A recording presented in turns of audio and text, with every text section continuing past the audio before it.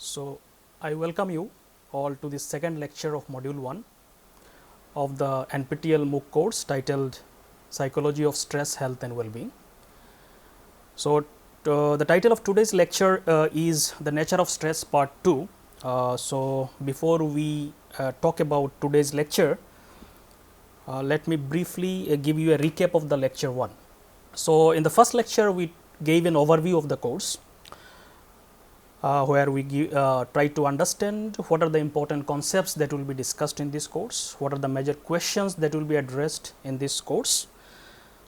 Then we talked about stress as a global epidemic. WHO dubbed stress as a global epidemic, primarily because it is a global issue and it is rising continuously, and it has many implications and repercussions in terms of adversely impacting our health, well-being and functionings in daily life. So, therefore, it is very important to understand how it impacts our life and what are the dynamics of stress in our life.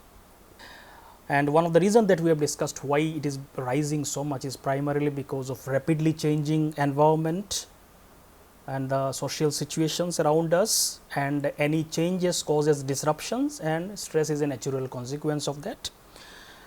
Therefore, we need to understand all these dynamics of stress to primarily understand its impact in our life. Then we also talked about various definitions of stress. We primarily discussed 3 categories of definition of stress in psychology. One category of definitions are called as stimulus based definition. So, basically here stress is defined mostly in terms of a stimulus or an external event or situation that causes a strain reaction within us. So, it is mostly looked as an environmental demand. Then we talked about response based definitions, where stress is mostly defined in terms of the response that happens within us in reaction to an external demand, and typically people used to look at physiological responses. These 2 categories of definition, stimulus based definition and response based definitions, had limitations, and because primarily they are very limiting and not looking into the dynamic aspect of stress, so they are no longer used. So, at present the third category of definitions which are more popular is called as basically interactional definition of stress. Here typically stress is defined as an interaction or as an outcome of interaction between the person and the environment. So, stress is neither a stimulus nor just a response, but it is how a person interprets the environmental stimuli, and stress is a result of that. So, it is kind of conceptualized as an interaction between the person and the environment. So, this is most popular category of definition, and it is at present mostly used when we talk about stress in psychology. Then we talked about cognitive appraisals of stress. So, basically we talked about, because stress in the interactional perspective is subjective because it depends on our interpretation process. So, cognitive appraisal basically we talked about as how we interpret a situation and how those interpretation process leads to stress reaction. So, we discussed Lazarus and Folkman's model of stress response, where we talked about 3 appraisal processes that happens in a stress response. One is primary appraisal, where when we judge a situation either as positive or negative, so that is called as primary appraisal. Here typically we judge a situation, we may judge a situation as irrelevant to us, we may judge a situation as relevant but not threatening. In both of these cases we may not have any stress reaction, because these are not threatening, and in one case it is not relevant at all to me. And sometimes we interpret a situation as stressful. It happens primarily when we interpret a situation in terms of harm loss, threat or challenge also sometimes. So, all this interpretation is basically conceptualized under primary appraisal, basically how we judge a situation. Then comes secondary appraisal. After the primary appraisal, primarily we do secondary appraisal, where we try to analyze or interpret how much resources we have. So, do I have enough resources, skills and abilities to deal with the situation? That interpretation is called as secondary appraisal. And the third phase or third process of appraisal is called as reappraisal phase, where basically based on the ongoing feedback from the situation, you may again interpret the situation, how am I doing, am I doing good or not. So, based on that you may have some other consequences. So, these were the major concepts that we have discussed in the last class. So, today we will talk about different characteristics of stress, major types of stress, major sources of stress. Now, before we go into that, I will just like to add a few more concepts in the definition aspect of stress. Now, there are few terms that are very commonly, sometimes interchangeably used, or sometimes they create a lot of confusion, such as stress and anxiety, and many times it is difficult to make or distinguish between stress and anxiety, because they mostly co-occur together and both are emotional reactions. Symptoms are very similar, both in terms of mental symptoms and physiological symptoms, but there are subtle differences between stress and anxiety. One thing is that stress is typically caused by an external trigger. So, whenever there is a specific trigger, in response to that trigger or a stimulus, we generally experience stress. And the symptoms could include irritability, anger, fatigue, difficulty in concentration, etc., etc.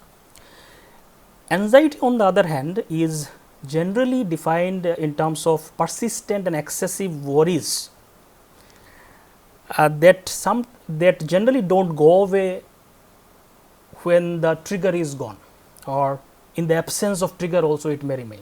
So, generally anxiety is a kind of reaction to stress, or it is triggered by a stress and it may remain in the absence of the trigger.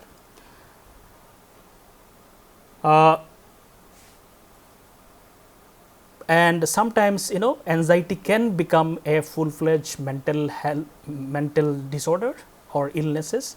So, some people have generalized anxiety disorder, which basically include people are in general anxious most of the time without any specific reasons. Some people are maybe having social anxiety, for example, where people are highly anxious in going to social situations, or going into the groups where there are group of people. So, these are some this is one of the different aspects. So, the differences between stress and anxiety. Sometimes fear also is often co-occur with the stress and anxiety. Fear is also an emotional response, just like stress and anxiety, and generally it happens to a known and specific threat. Fear happens. So, you see a snake, the response is fear. So, it is very definite specific threat. Anxiety is mostly an emotional response to imprecise, sometimes unknown threat or imaginary threat, and mostly it happens in an anticipation, and what will happen, and worry is about what has not really as of now happened, but it is mostly in anticipation. You are worrying about something. So, you sense that your, for example, you sense that your boss is not happy with you, and he is not approving your work. So, you start worrying, I may lose my job, my boss may not be happy with me, why it is happening. So, all this creates anxiety. So, it is mostly in anticipation. As of now, for example, he has not been thrown out of job, but he is anticipating. So, all this anticipation process generally comes under anxiety, and it may be precise and indefinite, not a very definite kind of threat. So, this fear, stress and anxiety, they may have many commonalities, but there are subtle differences, and each of these may trigger each other. So, apparently sometimes it is difficult to make distinguish or make difference between them. So, with this few introductory concepts, I would like to start today's lecture. that is the nature of stress part 2. So, we will start talking about different characteristics of stress. So, one major characteristic that we have discussed in the first class is that stress is subjective, and we have discussed the details about it, because it depends on how you interpret a situation. Largely it depends on that. Since it is subjective and it depends on our interpretation process, lot of stressful reactions are self created. Self created basically means we exaggerate a situation and we make it more stressful, which objectively such as the situation may not be that stressful. So, we self create and exaggerate those stress. So, it is possible because it is subjective and it depends on the interpretation process. So, people are not very objective in their appraisal of potentially stressful event. Most of the time we are not very objective. So, we exaggerate things. Some people are more prone to feel threatened by life difficulties than others. Those individual differences can be there. A large chunk of our stressful experiences could be self created by our pessimistic and maladaptive thought processes. So, one thing is we need to understand is that that our thoughts and emotions are interconnected to each other. So, if you just draw a diagram like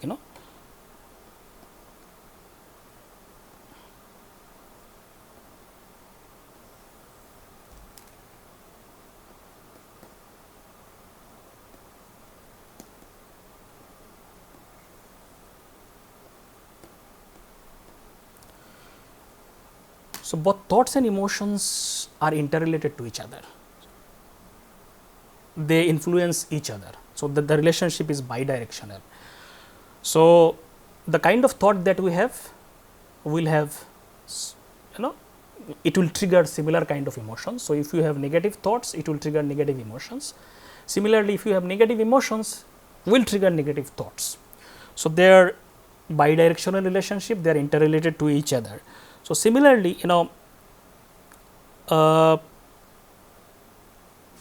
our pessimistic thought or maladaptive thought processes can trigger negative emotions and exaggerate stress and negative emotions in a situation.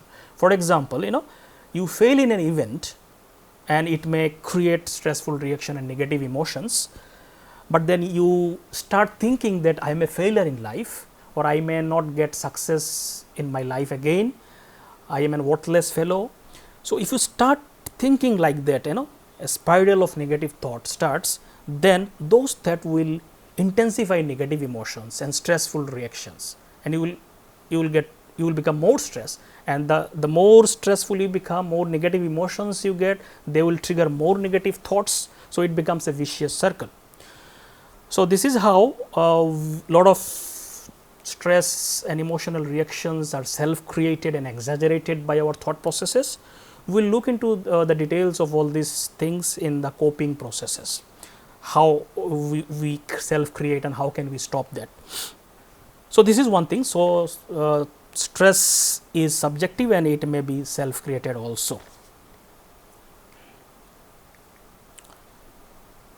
The second characteristics, another characteristics of stress is that it is so stress is an everyday event. So, it is from our own experiences that we all experience stress on a daily basis. Waiting in a line, having a trouble in our car, misplacing things, all these are called daily hassles, and they all kind of part of our life, and they also create stress on a daily basis. So, sometimes a major stressful event such as divorce can trigger a cascade of many minor stressors such as taking new responsibilities. So, sometimes a major event may cause many minor additions of stressful event in our life. So, you get divorced, so now you should take now you are supposed to take more responsibilities in life, because which was done by your spouse, such as cooking or maybe some financial support that were there, now it is no longer there. So, one major stressful event can cause or cascade of many other minor stressful events. Now, daily hassles may have significant negative effect on a person's mental and physical health.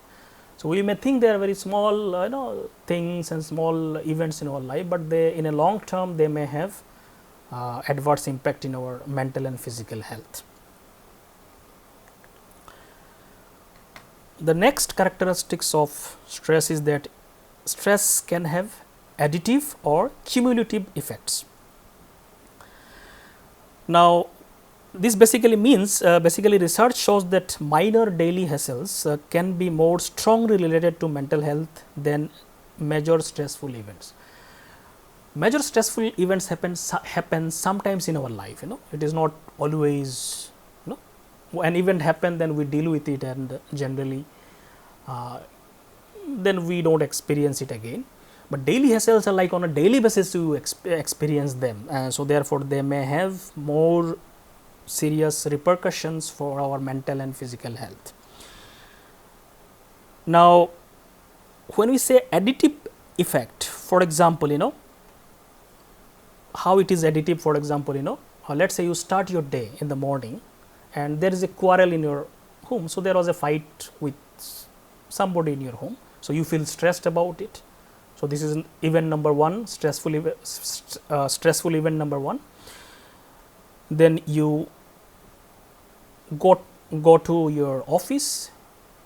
While going to your office, there is a traffic jam, and and it is delayed. So, you again feel stressed about it. Then you go to your office and your boss scolds you. So, this is stress number event 3 in your life in that particular day, which is again caused further stress. So, all these stressful event 1, 2, 3 are getting accumulated in your system because you are not releasing them. Before releasing, one more event is happening, and all this stress is getting accumulated in your system, in your physiology also. We will look into that in the upcoming classes. So, all these additive and cumulative effects can have in a long term, after in a long term may cause many negative impact on your mental and physical health, because they are getting on accumulated without releasing them. So, these additive effects may have serious negative consequences when individual experiences multiple stresses frequently in his or her life. So, it becomes a problem, especially when we experience multiple such events on a daily basis. Then obviously, it is bound to have negative consequences in our life. The third aspect of characteristics of stress is that stress may be influenced by our culture. Now, when we say culture, it is generally in a broadly, when we say culture, it basically means it is shared ideas and beliefs or behaviors of a group. So, when a group of people collectively believe or do something, then it is part of the culture of that group. Now, as we have already discussed that stress largely depends on our interpretation of an event. So, our cultural values and norms may influence those interpretation process, and then it can ultimately influence our stress reactions. So, we all know the people in different settings, different cultural groups have different beliefs, and based on that there may be effect on the stress. For example, one study shows that Japanese and Korean students seem to suffer greater exam stress than British. Suggest a possible cultural difference in the belief lead to differences in the experience of exam as stressful. So, for example, there may be cultural difference in the Japanese and Korean in terms of how much importance you give to an event such as examination. So, it seems some study shows that examination plays much more important role in the Japanese and Korean culture as compared to, let's say, British people. For example, another example, being a gay or lesbian could be highly stressful in a culture where it is not accepted, and it may not be that stressful in, let's say, some European countries such as Spain, where it is much more open and people are more accepting to them. So, those cultural aspects may influence how we experience stress. The another characteristics of stress is that stress can have spillover effect. Now, spillover effect basically refers to the process where stress in one domain of life, such as workplace, spill over to create stress in another domain, such as family relationships. So, spillover effect basically stress gets kind of transferred from one domain of life to another domain of life, such as from workplace to family life. So, typically when people generally say that they are not able to maintain work life balance, basically they are talking about spillover effect of the stress. So, basically they are showing too much stress in the workplace is influencing their family life. So, this is a very common experience, and stress can have spillover effect. Now, this spillover effect can be bidirectional. So, stress from family life can influence stress in the workplace, and the stress in the workplace can influence your family life. So, it is not always one directional, it can be bidirectional. So, basically spillover can happen in either direction. There can be positive spillover effect also. For example, the positive emotion experience at a workplace can lead to positive mood and interaction in your family members at home. So, this is not always necessarily the negative spillover effect. There can be positive spillover effect also. The next characteristics of stress is called as a stress contagion or stress transfer.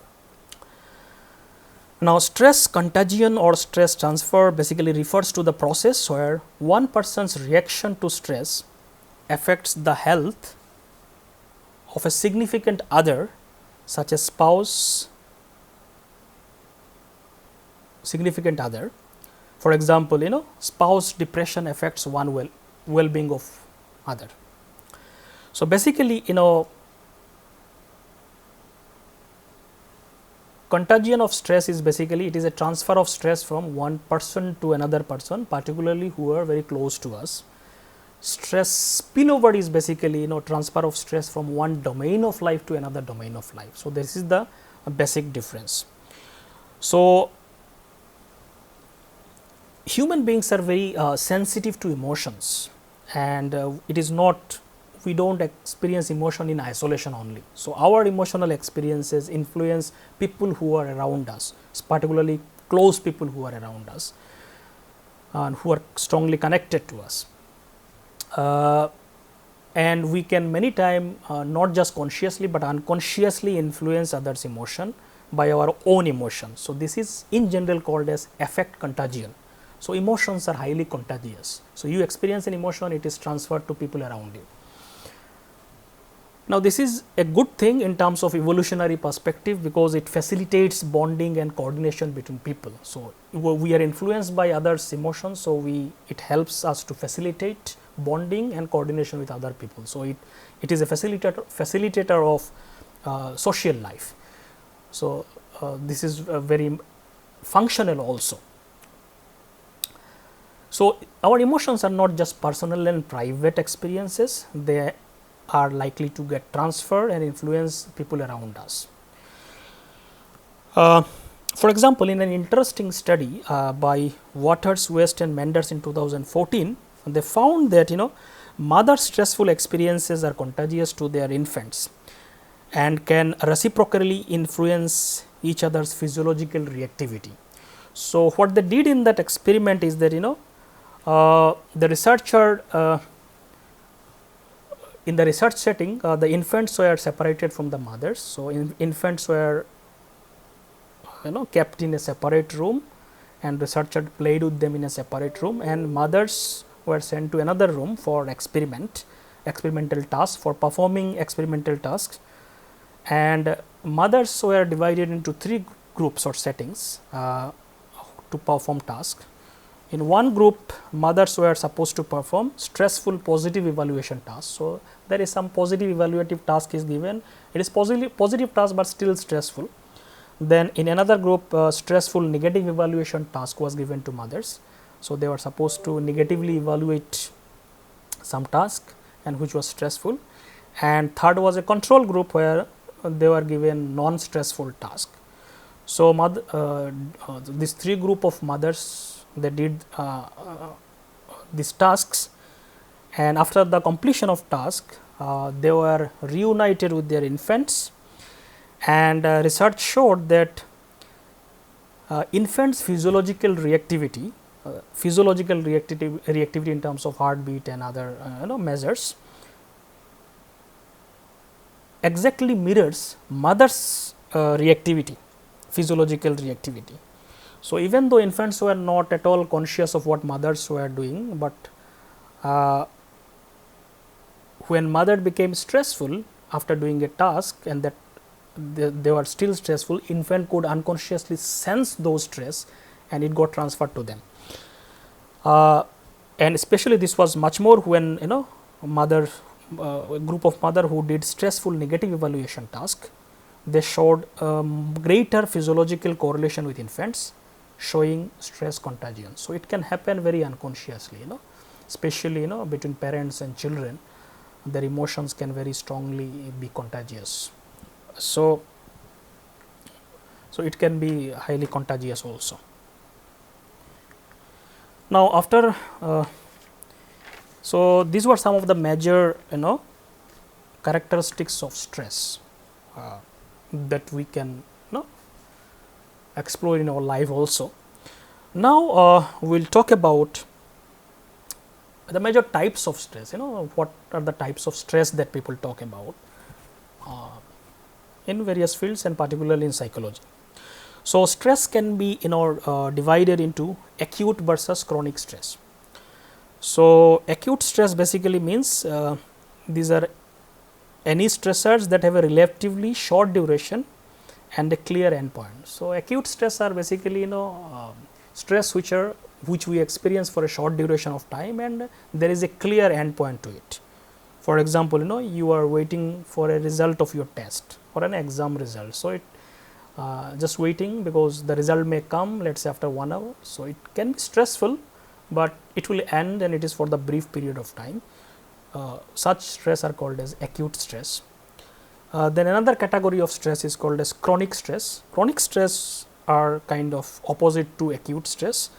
These are category of stress that are relatively for long duration and without any clear endpoint. For example, you are experiencing poverty in your life. So, you don't know when it will end, and it is for a long duration and you don't know any clear endpoint, or living with an abusive partner. So, you are not able to kind of remove that obstacle from your life and you don't know when it is going to end. So, such stress are called chronic stress, and these chronic stresses are most dangerous categories of stress, primarily because all the negative impacts are primarily done by chronic stress, particularly the all the adverse impact of stress on health and well-being is primarily done by this chronic stress. So, we will talk about their impact, but this is one category of stress which is most harmful for our well-being. Another way of looking at stress or categorizing stress are dividing social stressors into three categories. One is life events, chronic strains and daily hassles. So, life events can be stressful and they are mostly acute changes that require adjustment with a relatively short time period. They are more like acute stress, but may happen specifically in the context of some life events such as loss of job. They can be very stressful. So, especially the unexpected and off time life events are more stressful. So, for example, sudden death of loved one or somebody getting widowed prematurely, such life events are more distressing because you are not expecting them. These are kind of unexpected events. Some life events are traumatic events such as sexual assault, which are very extremely stressful and may have long lasting impact in our mind. Chronic stress we have already discussed. There are for long duration and without any endpoints. Daily hassles are generally the minor events that require adjustment in our day-to-day life basis, like traffic jams, misplacing things, etc., etc. People also distinguish between distress and eustress. So, eustress basically is kind of considered as positive stress. So, some stress are positive in the sense that they are beneficial for us, they motivate us and challenges us to grow, improve and achieve goals in our life. So, stress also motivates us to grow in our life, to achieve goals in our life. So, in that sense many stress are good and positive. So, they are called as eustress. Distress is generally term that is used for all these negative aspects of stress. So, generally when we talk about stress, we are typically talking about distress. Now, there can be many other sources of stress. One of the major sources of stress are called as frustrations. Frustrations occur in any situation in which some kind of pursuit of goal is kind of thwarted, or we are not able to reach a particular goal. Whenever there is an obstacle in reaching a goal, that causes frustration. For example, you want to immediately reach to some situation, but some place and there is a traffic jam, you are stuck in a traffic jam. So, it will cause frustration, and some frustrations such as failures and losses can be very stressful. Other examples could be not getting promotion even after hard work can be highly frustrating, because it is a kind of obstacle to reach your goal of promotion. Psychologist John Dollard and his colleagues in 1939 they proposed a hypothesis called as frustration aggression hypothesis, where they said frustration always produces an aggressive urge and aggression is always the result of prior frustration. So, they are saying frustration is most commonly associated with aggressive urge. So, frustration leads to aggression.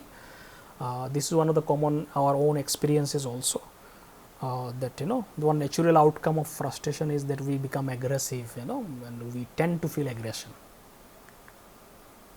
Another source of stress is called conflicts.